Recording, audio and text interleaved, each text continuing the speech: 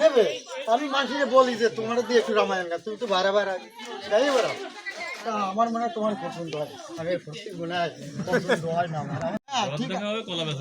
হ্যাঁ রথ দেখা হবে, কলা বেচা বৌমা সেদিন এই অরুণ বাবু মারা গেল না, উনি কিন্তু এক ধ্যানে বসে শুনছে যে আমি আমার শ্বশুর কি গায়। উনি মেলার সময় ঘন্টার পর ঘন্টা ধরে বসে শুনলো। হ্যাঁ তা আপনার গঞ্জে রামায়ণ গাইয়ে যাই আমি আসে বললাম, যখন যখন আমার আশা দেখে কয় কি আজকে মনে হয় গান ভালোই। দেখেছেন অবস্থা, মনের একটা টান আছে। যাই হোক এমনি করে প্রতিটা ঘরে যদি মনের যত কিছু উনি কিন্তু ঘন্টার 18 ঘন্টা আমার দ্বারা খায়, 30 ঘন্টা খায় তোমার ওই জায়গায়। তোমার প্রথমটা সে করবে না, করবে মানে উনি উনি উনি অন্তর্যামী হয়ে গেছে। উনি আমার অন্তরের কথা, ওনার অন্তরের কথা একেবারে টাকা।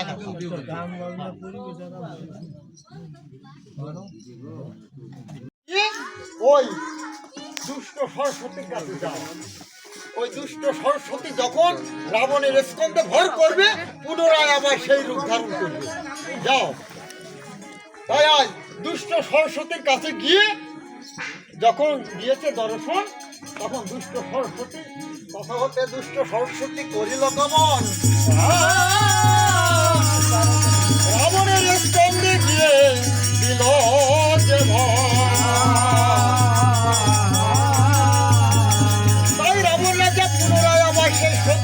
ধারণ করে রামের সম্মুখে দাঁড়িয়েছে।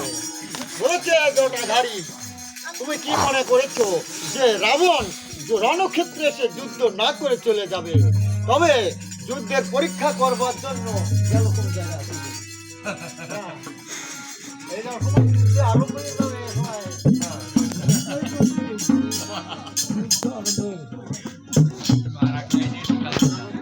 এদিকে রাম বলেছে, রাবণ রে তুমি আমাকে চেনো না, আমি এই ব্রহ্মাণ্ডের মালিক।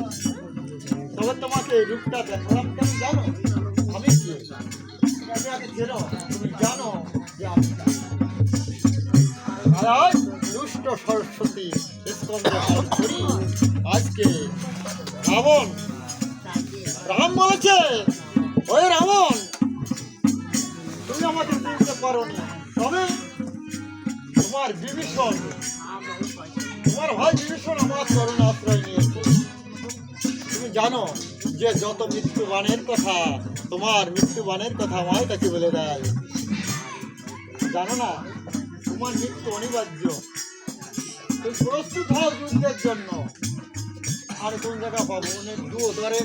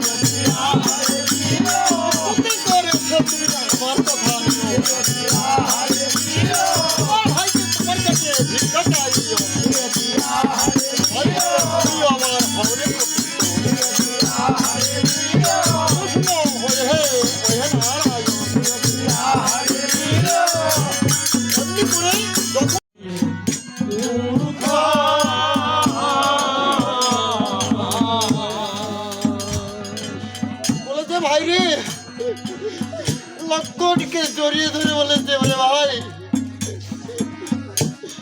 আমি কেমন করে মাকে যে অযোধ্যায় গিয়ে বলবো বলে তোমার লক্ষণ বেঁচে নাই, সাগর পারে এসে আমার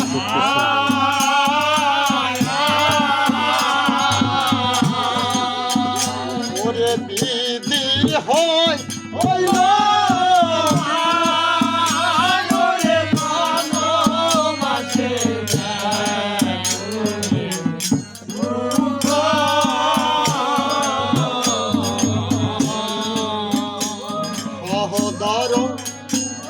বেঁচে থাকলে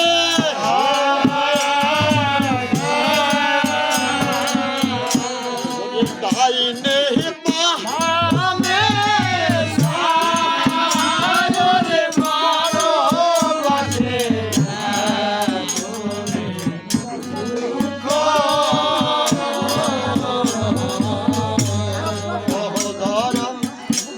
বেঁচে থাকলে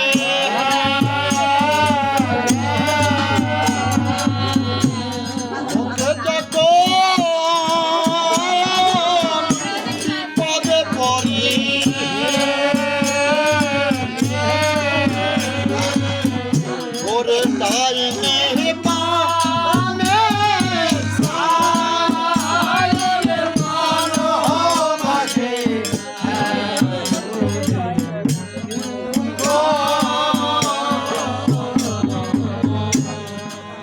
তাই রামচন্দ্র লক্ষণকে কোলে করে নিয়ে বলেছে আমার আর অযোধ্যায় ফিরে যাওয়া হবে না, কেননা আমার গুণের ভাইকে রেখে আমি কেমন করে অযোধ্যায় ফিরে যাব, আমার আর অযোধ্যায় ফিরে যাওয়া হবে না।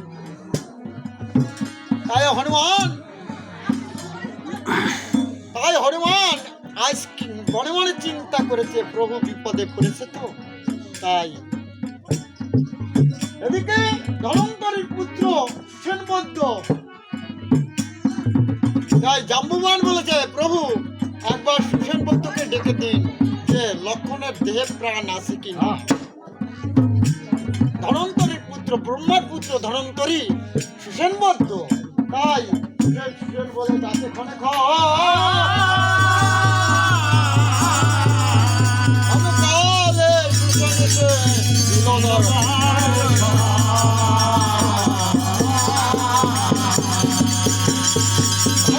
সুসেনকে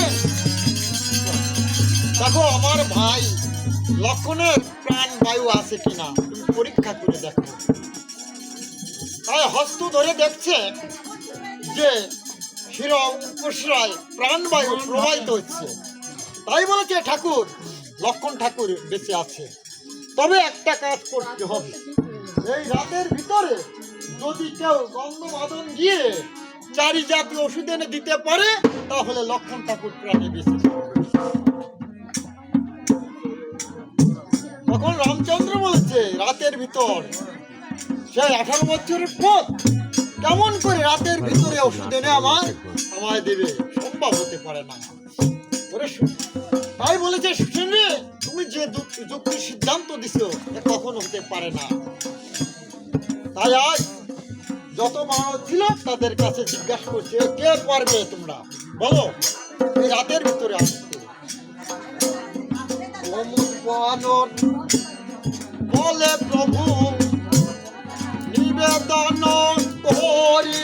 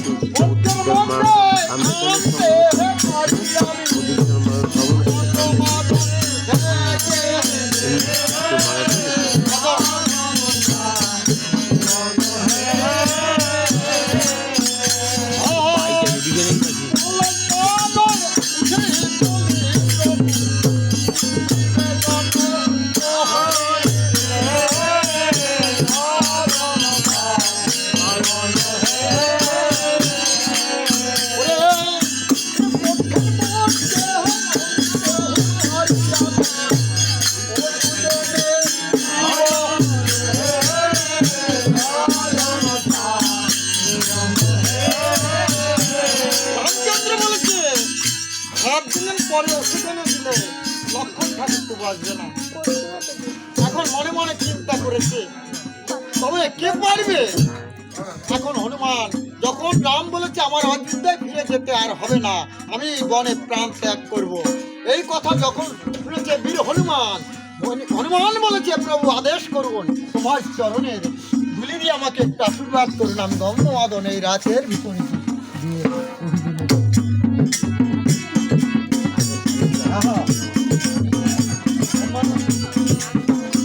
তোমার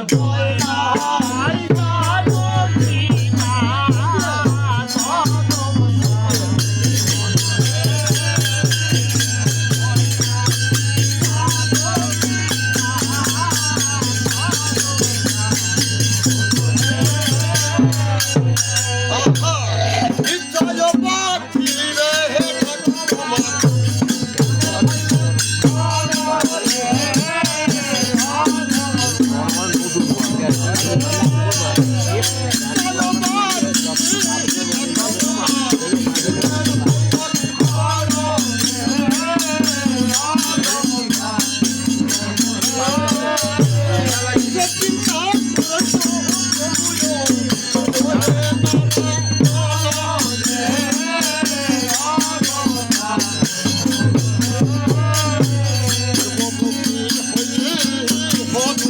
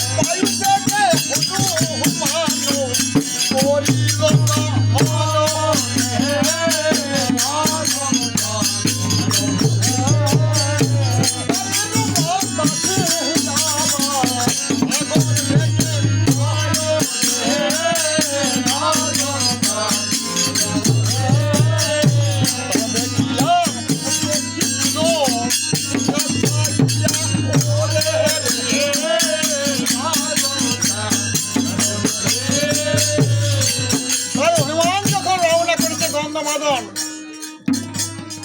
এদিকে রাবণ রাজা বসে আছে, মন্ত্রীদের নিয়ে বসে আছে।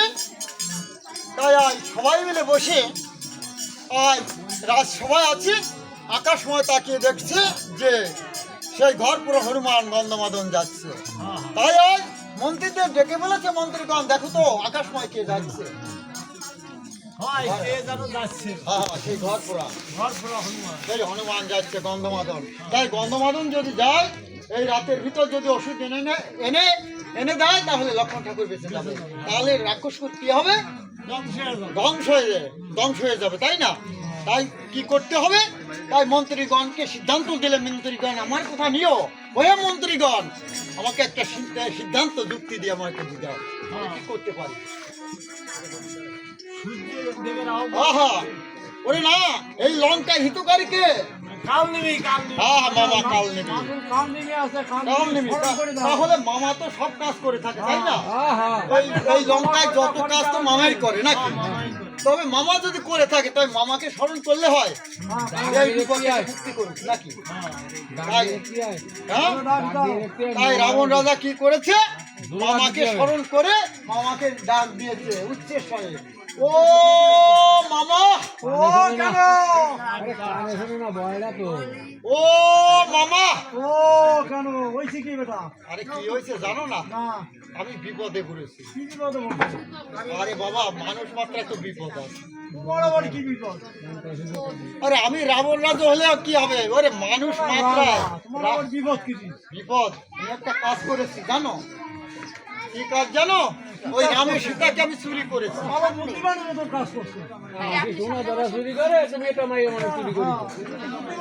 এখন আমার কি হয়েছে জানো? আমার সব অংশে নিবংশ। এখন আমি মামা, তুমি একটা কাজ করো, ওই হনুমানকে মেরে দিতে হবে। তোমার দ্বারা হবে না মামা। কথায় বলেন প্রায় তো সময় শেষ, অনেক কথা, তাই সহজে মানুষের কথায় বলে না, সোজা আঙ্গুলে ঘি ওঠে না, একটু ব্যাখ্যা করতে হয়। আরে শোনো, তুমি যাবে এবার রাজনৈতিক কথা কয় না, হবে না সাধারণ কথা কো, সব কথা বলার দরকার নেই। দেখো এই যে হাতে কি দেখেছো? হ্যাঁ, এই খড়গ দ্বারা তোমার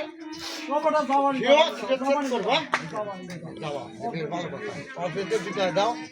যাক, তাই কাল নেমে আজকে রওনা করেছে, তাই না? যাওয়ার আগে রাবণকে অনেক কথা হবে না। কি কথা? হ্যাঁ, তুমি কি নেবে তাই বলো। এই রাজ্যের অর্ধেক যদি নাও নিতে পারো, যাই কিছু আছে, যাকে বলে আনা। যাক, তাই সব কিছু দেওয়া হবে, তুমি আগে হনুমানকে মেরে দাও। দেবা তো? আর দেবো মানে আমি আসলে শোনো, রাবণ রাজার তোমার বাড়িতে ও আছে 10,000, কোথায় ওই 10 মিনিটে খালি ফেলাই দিয়ে পারবে, খালি তা বাদ ছাড়বে না, বলো তাও 10,000 5,000 দিয়ে ছাড়বে।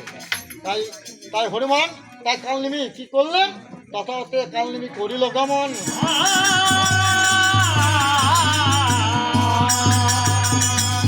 সাজিল কালনিমি সাজিল নিমি মায়া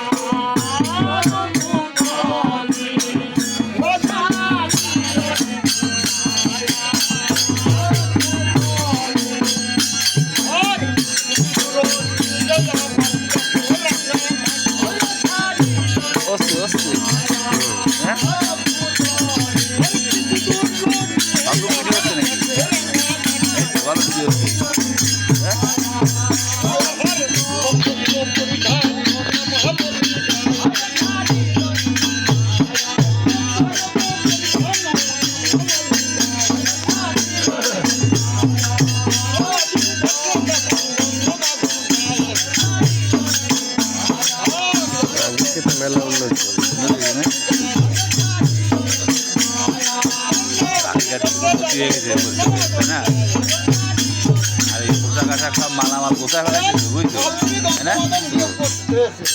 উনি মায়া দ্বারা অনেক কিছু সৃষ্টি করেছে, ফুল বাগান সৃষ্টি করেছে, জল সরোবর ইত্যাদি সৃষ্টি করে এখন এদিকে হনুমান কি করেছে, উনি গন্ধমাদন যাত্রা করেছেন। এখন যখন জয় রাম শ্রীরাম বলে যখন গন্ধমাদন পদার্পণ করেছে, তখন বলেছে রাম ভক্ত তুমি আমার কথা নিও, আমি বহুদিন ধরে আমি তপস্যা করছি, লঙ্কায় কি হয়েছে আমি বলতে পারি এখান থেকে। বলেছে কি বলতে পারো? হ্যাঁ, তোমার ভাই লক্ষণ শক্তিশালী পড়েছে। এখন হনুমান চিন্তা করেছে এই যোগী তো সাধারণ যোগী নয়, অন্তর্যামী, তিনি বললো কি করি। এদিকে বলেছে শোনো রাম ভক্ত, শোনো আমি আজ সারাদিন উপবাস, অতি সেবা না দিয়ে কখনো আমি একটু জলও গ্রহণ করি না, তাই অতি সেবা না দিয়ে তোমাকে সেবা না দিয়ে আমি জলও গ্রহণ করতে পারবো না। তুমি কাজ করো, তুমি যাও স্নান করো। অনেক কথা তো রামায়ণের কথা। এদিকে ওই গন্ধবকালী ছিল, উনি দক্ষমণির অভিশপ্ত জীবন নিয়ে উনি কিন্তু ওই যে সরোবরটি সৃষ্টি করেছে ওখানে তিনি থাকলেন কুম্ভীরিণী হয়ে যখন রাম ভক্ত আসবে, হ্যাঁ গন্ধমাদন ওনার পরশে উনি উদ্ধার হয়ে আবার মানুষ হয়ে চলে যাবে। হ্যাঁ, তাই উনি স্নান করতে রাক্ষসের মায়াতে পণ্ডিত জনা বলে হনুমান যায় স্নান করিতে। তাই যখন বলেছে হনুমান করে ক্ষুধা তৃষ্ণা সব নিবারণ হয়ে গেছে, এখন যখন ওই পুকুরে নেমেছে ওই কুম্ভীরিণী হনুমানের পা ধরেছে, উনি কি করে লাভ দিতেছে। এখন দেখে যে ওই কুম্ভীরিণী, তখন ওই কুম্ভীরিণীর বক্ষ ছিঁড়ে ওখান থেকে একটা কন্যা সৃষ্টি হয়, সেই কন্যাটি হচ্ছে ওই দেবকন্যা। উনি এক লম্ফ দিয়ে চলে গেলেন ভাবে, ওখান থেকে আকাশময় গিয়ে বলেছে, তাই সম্ভাষণে বলেছে হনুমান তুমি আমার কথা নিও, তুমি ওই কালনিমির মায় রামের মামা কালনিমির মায় তুমি ভুলো নেই, ঘণ্ট তপস্বী, হ্যাঁ তুমি তার মায় জানে ভুলো না। এই কথা শুনিয়ে বাদ করে হনুমান ভাবে জয় রাম শ্রীরাম বলে তখন দিল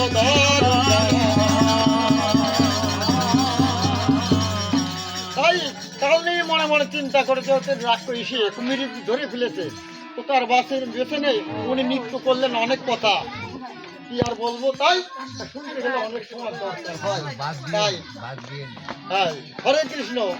তাই এদিকে কি করেছে কুম্ভীরিণী, কি করেছে ওই পা ধরলে পরে উনি ওই থেকে ওখানে থেকে একটা কন্যা সৃষ্টি করেন। বাবু বললেন কি বাদ দিও না, একটু আর দুঃখ কথা তো না, অনেক কথা, যাই হোক অল্পের ভিতরে যতটুকু সম্ভব। তাই কালনিমি কি করলে এদিকে নৃত্য আরম্ভ করলে, তাই হ্যাঁ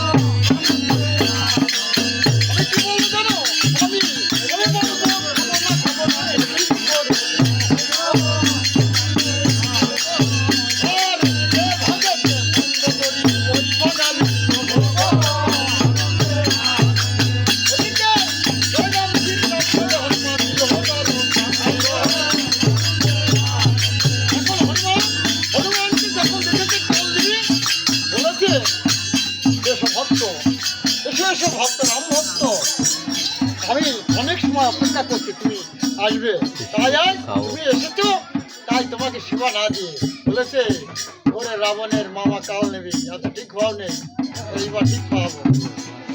তুমি ভণ্ড তো বসি তাই না, তুমি মা রূপ ধরে, তুমি রাক্ষসী, তুমি মা রূপ ধরে ভণ্ড তপস্বী সেজে বসে আছো, তুমি রাবণের মামা কাল নেবি না।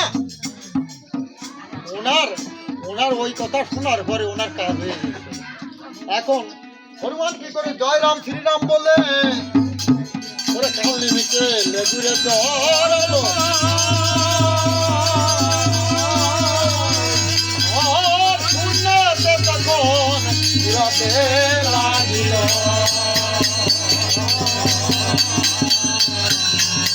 তাই আজ রাবণের প্রাচীরের পরে নিয়ে ঠাস করে ফেলা একটা শব্দ, একটা শব্দ একটা শব্দ হয়েছে না বন্ধুরা? আমার কি শব্দ হয়েছে?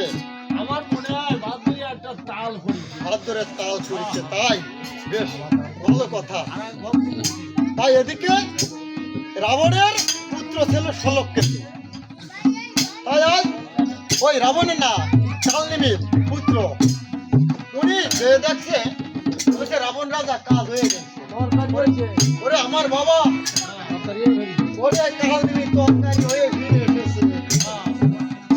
বাহ, তাই রাবণ রাজা মনে মনে চিন্তা করে কাজ তো হয়ে গেছে, এমন এমন যদি কারে পাঠানো যায়, তো দেখি না লোক আর আছে নাকি? না কেন আছে না? এটা আছে না, সূর্যদেব আছে না? সূর্যদেবের স্মরণ করো। তাহলে সূর্যদেবের স্মরণ করতে হয় না, তথা হতে সূর্যদেব করিল দমন, ওরে রামের নিকটে এসে দিল দর্শন। বাচ্চাটি কালায় মারি না বলেছে, মহারাজ, সবার কি সেরকম হচ্ছে না, খালি আমার কিসের জন্য? কিসের জন্য স্মরণ করেছো? বলে আজকে এই ওই কাপড়টা দিয়ে দে, বিপ্রহ রাত না তোমার পূর্ব গগনে উদিত তো হবে। তাই হ্যাঁ, আমার আদেশ পালন করতে হবে। তাই সূর্যদেব বলেছে আজকে দ্বীপ প্রভাত, এই রাত্রে আমার উদিত হতে হবে, আমার দ্বারা সম্ভব বলে সম্ভব হতে হবে। তত সে সূর্যদেব করিল দমন।